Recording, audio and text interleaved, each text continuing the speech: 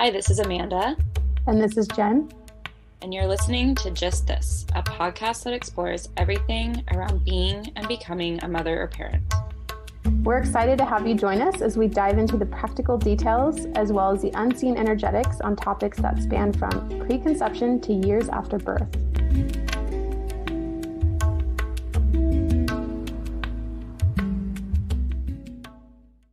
Today, we thought we would expand a little bit on this going back to work topic that we had discussed in a prior episode, which we can link, and specifically hone in on childcare or options around having children and working at the same time, which is probably the situation you're in.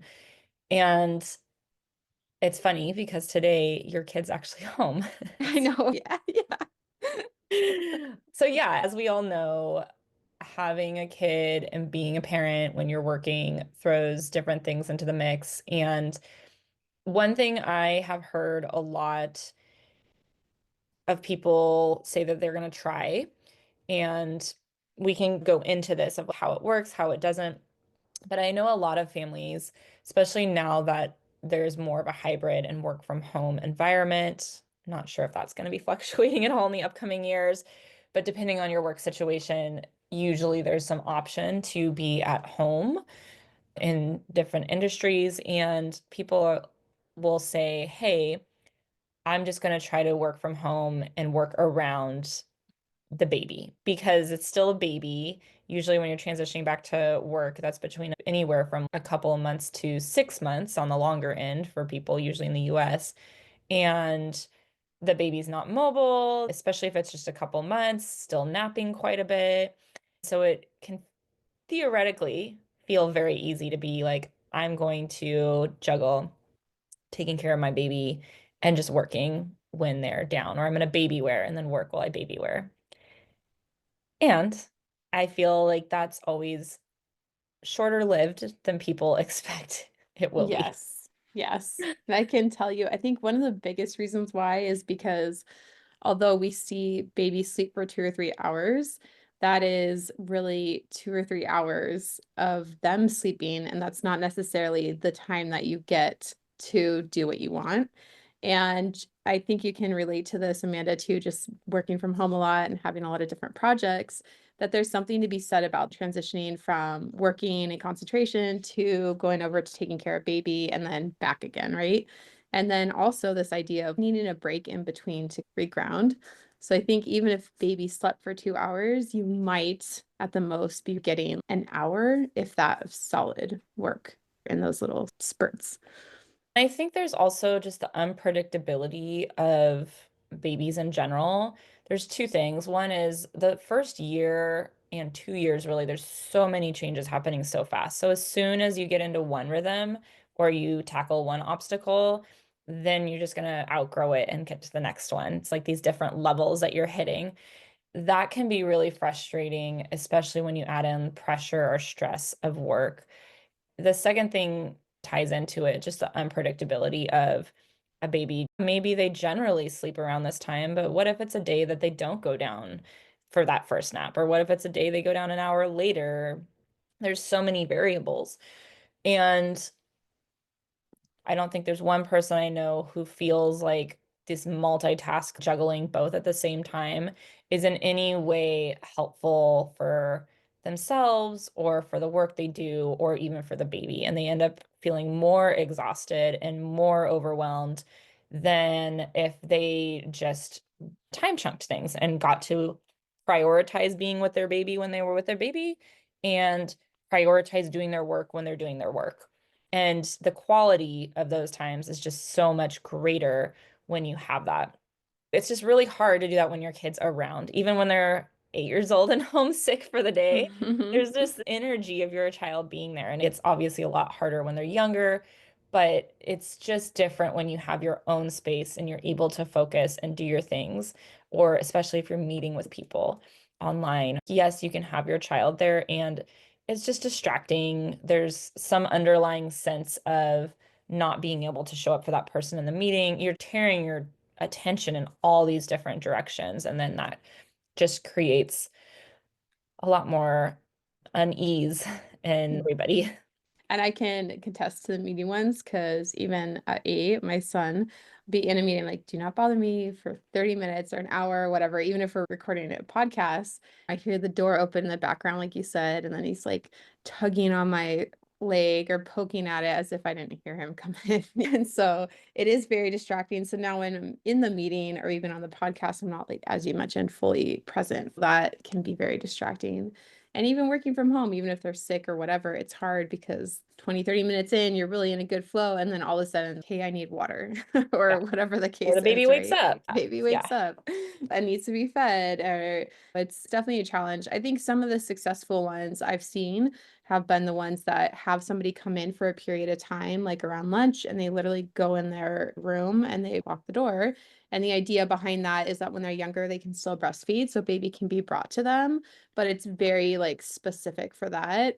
And the other one I've worked through too is where the parent tag teams or a friend tag teams with them so that they take the kids for a couple hours that they can work and have that chunk of time, as you said, and then they switch, right? And it might not be that same day, but every other day or something like that. So those are Yeah. the ones I've seen successfully work at home. A good thing we could do now is give both of our little stories of what worked for us or what didn't work for us. And then we can end with a wide variety of options that I think you can get very creative with how to create that space and in a way that's we don't always have to just be the hire the full-time nanny or put your child in daycare. Like, those don't have to be the only options. So we can explore some of our creative suggestions at the end because I'm sure we've both given people creative suggestions. But why don't we start with your story? Because for quite a while, for the first 5 years of your Mm-hmm. child's life, you juggled working as an acupuncturist in home Mm-hmm. office and then having your child at home the whole time, doing your midwifery stuff at the time, Right. a million and two other things while your child was home fully Yes. with you. Yes. Yes. Those days feel so long ago, Far but ago. there's probably a lot of wisdom that you gain Yeah. from all that. So Think the first thing with that is timing and planning and getting creative.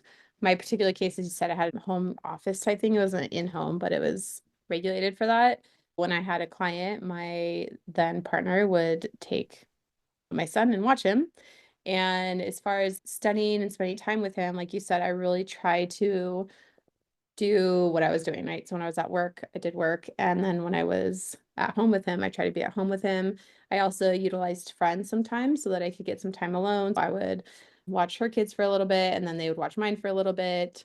And the other thing, as far as studying and stuff for midwifery, I'd put my son to bed, I'd lay with him, might even take a nap for an hour max, and then wake up and do a couple hours of studying. And that was the process that we made it happen. And when he got a little bit older, I found an after school program that didn't require him to be enrolled in a school. So then I got a few hours every Monday through Friday to send him so he could go play for a few hours basically, and then I got to work. I'm curious with that because did you just have days or time slots during the week that were already chunked out and your then partner, the dad knew, okay, they would be with the child during those times. And so that way you knew you could book your clients during that time? Or did you do the opposite of like when you booked the clients, then would ask? Or like, how did that work? Yeah, we had a shared calendar so we could see because we shared the office space as well. So we could see, and then we just knew that someone would be home during typical business hours. And anything outside of it, like a weekend thing, we would book it and then follow up and make sure.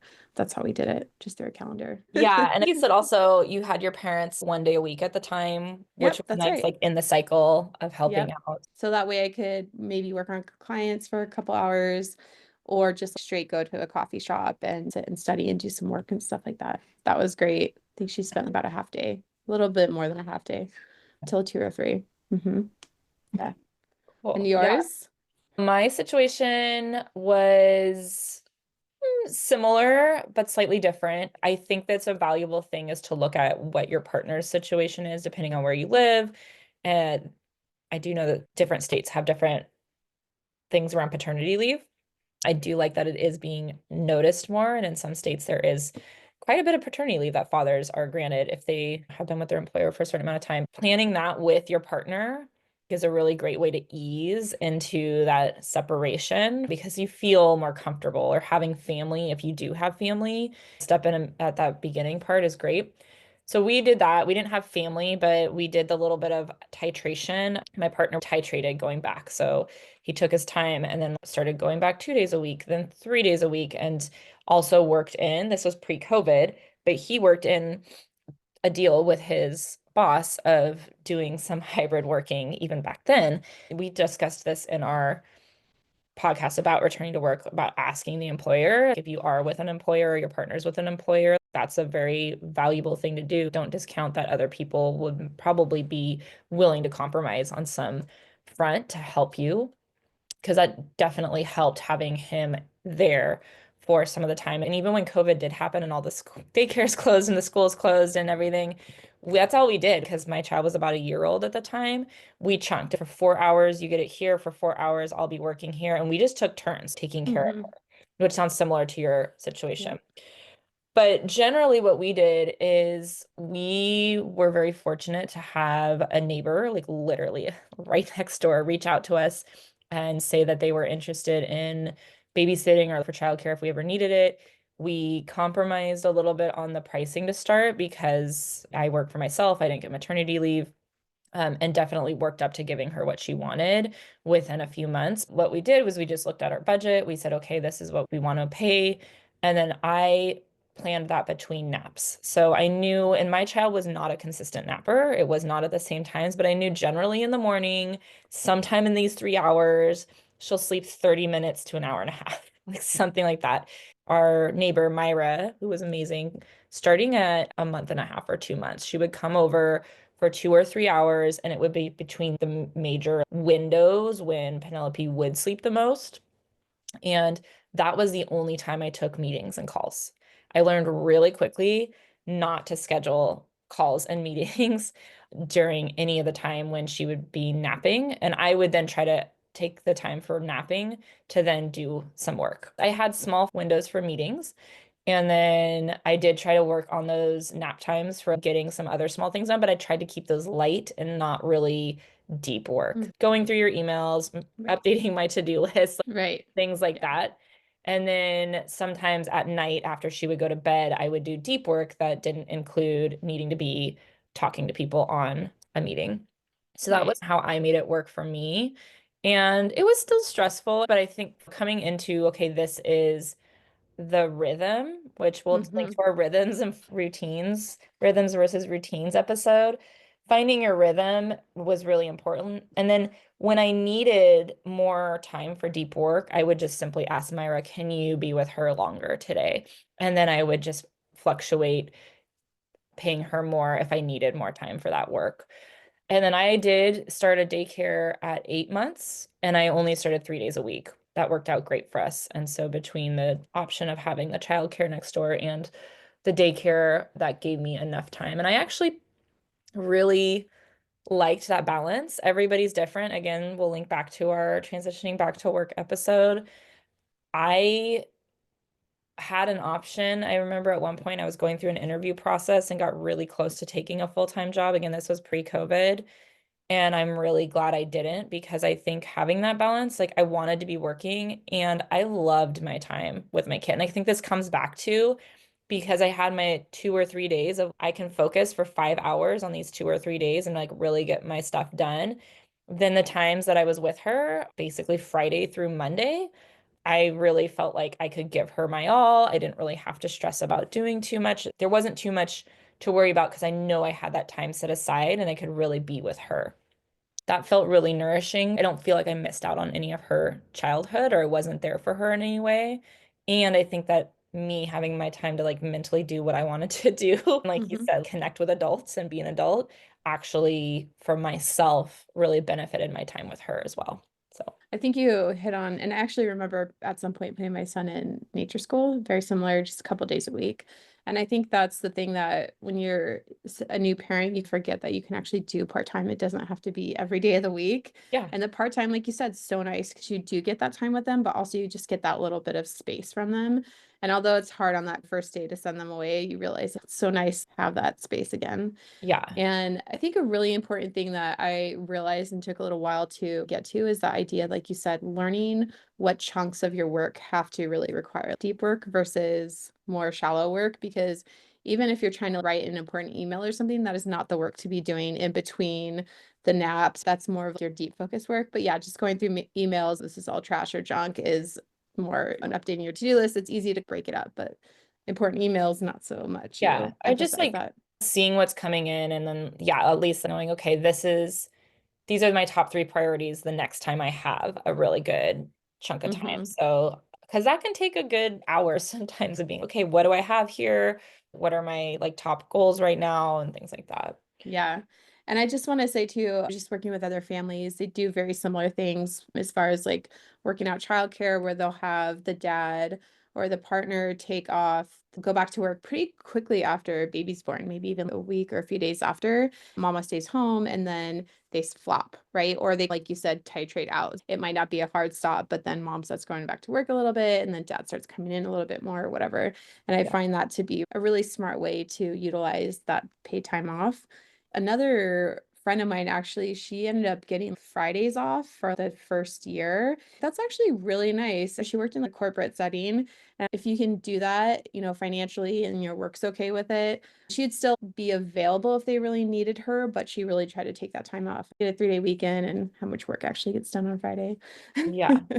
Yeah, coming back to that, it's just there's a lot more possibilities than people allow for in their minds and just even asking. And again, maybe you're taking a little bit of a pay cut, but for a year or Hmm. two, is Yeah. it worth it for you? There's a lot of things that at least I'm realizing it's like I value a lot of different things more than money sometimes. Or it's like, Hmm. oh, we're working for all this money to buy us more time, but really yeah. So it's good to look at those and explore those options. Especially with babies, even if you took them somewhere, they're not going to remember, right? You're not going out as much because you have a new baby. And so it's really that financial difference usually isn't a lot in that first year. And they don't need much either. What else, Another thing to look at is how much would you be paying for childcare on those Right. days over the course of a year? Is that equivalent to the financial difference? Oftentimes it is, or even it's more. Right. Right. Right. Very good point, actually. Let's go really quickly through. We've mentioned a bunch of options here, but I think we can summarize and go through some of the options. So, if you have family, I think asking family if you trust them and love them and they're nearby, it's beautiful to have family nearby. If there is a possibility and even community, I would say, if you have a neighbor, we mentioned this, I think, in our other episode, but sometimes there's like a retired older lady that lives next door that just really loves babies and would love to come spend a half a day with your baby every week. It's a win-win for both of them and maybe not even get paid. Right. Just really tuning into what community and family you have, I think is a really great first step to do. Hmm. Yeah. And then obviously talking with your partner. We mentioned Hmm. that, seeing if Hmm. there is flexibility or options of who's doing what when, and if you can time chunk that way. Getting creative too and being available to situate or move around your schedule a little bit. So, like I said, at one point, I would go to bed with my son for a little bit, an hour or 2 hours, just depending on what was happening, and then waking up to do that focus work when he was sleeping.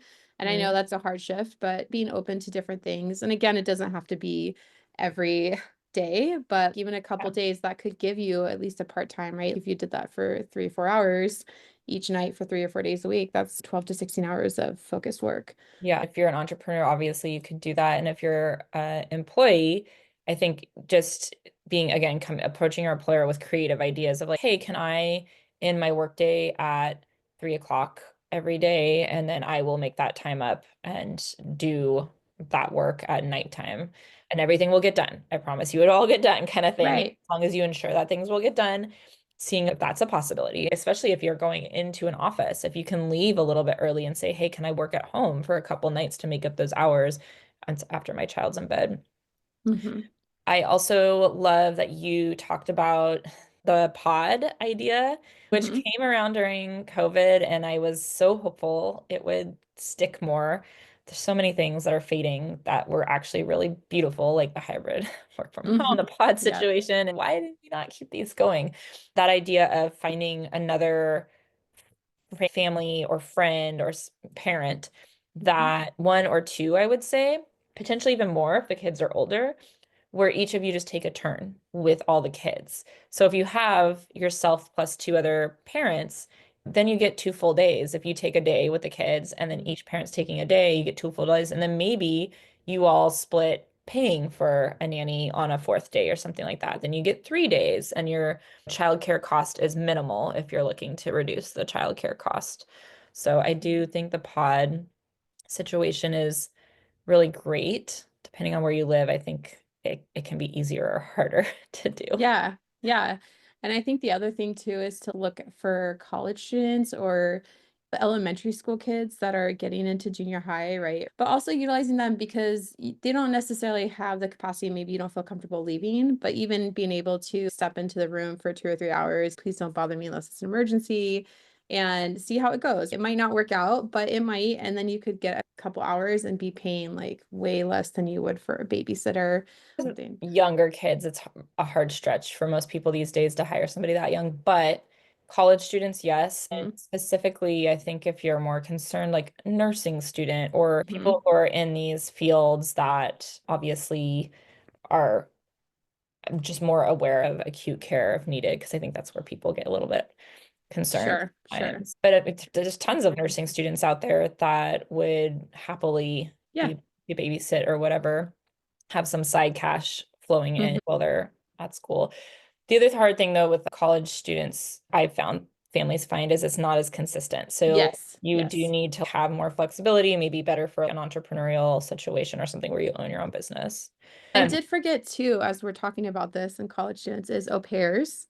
I believe there's websites and stuff like Yes. that. And a lot of times, if you have an extra room, you pay them a small stipend and then they're working. You have to work out all the stuff and all the costs is a little bit different. But if you have a spare room, that's also a really great way. And I've heard good things, really good things, and I've heard not so great things. So I Yeah. don't know about that one, but just want to throw it out there as an option because the ones that I have heard that are good are they seem very sweet. Then also just nanny sharing. That's a big one where I'm from. People will get on Nextdoor or whatever way you connect with community. Honestly, just asking or putting the word out, I think, in your neighborhood, seeing who else potentially is in the neighborhood that might want to share the costs of a nanny. The nanny would then take care of 2 to 3 kids at once. Usually, the younger they are, the less is better. And on that note, actually, even hiring back to cheaper babysitters, hiring a mom who has a child who wants their child with them but wants the extra cash.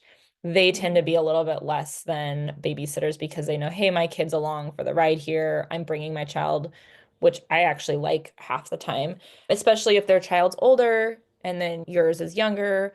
It's a really nice balance of energies. Yeah. I've had people have really good success with that when they're on more of a budget.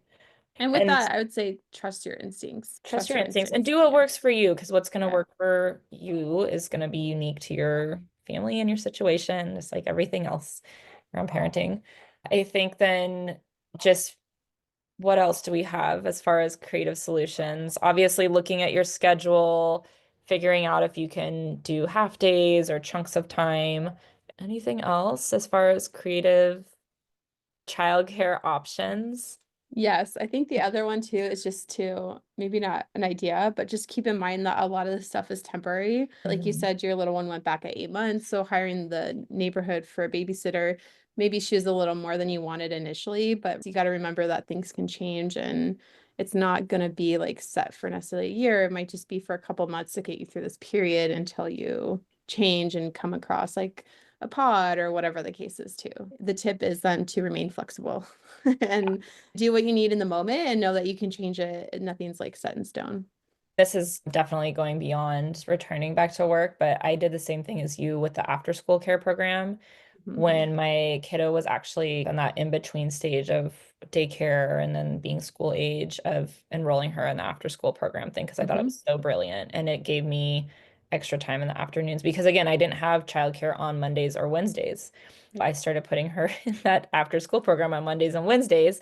It gave a few hours, which was amazing. Exactly. Cool.